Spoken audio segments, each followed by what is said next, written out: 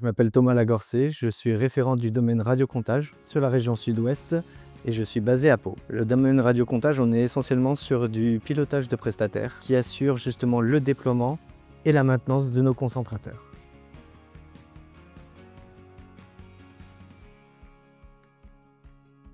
Mon innovation, ça s'appelle le Potioc. Cette innovation, elle a émergé à partir d'une problématique. De plus en plus, il est compliqué d'implanter nos concentrateurs sur des points hauts et que des hébergeurs puissent récupérer finalement ces équipements. Afin de répondre à cette problématique, on a inventé un poteau qui permet de regrouper l'ensemble de nos équipements de concentrateurs et de les implanter un peu partout.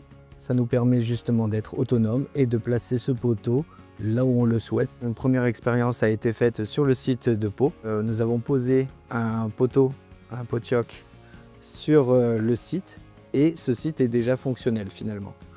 Ça permet de capter les données des compteurs communicants aux alentours et de le remonter à nos systèmes d'information. Pour trouver l'emplacement, il faut savoir qu'on travaille avec la supervision nationale, la supervision radio, qui détermine quelle est la zone et quelle est la hauteur que doit être placée l'antenne du concentrateur.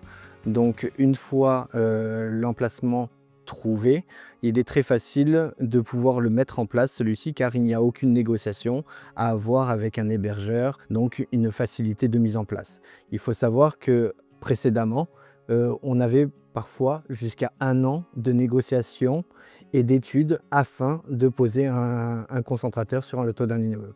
Et alors les bénéfices du Potioc ils sont multiples.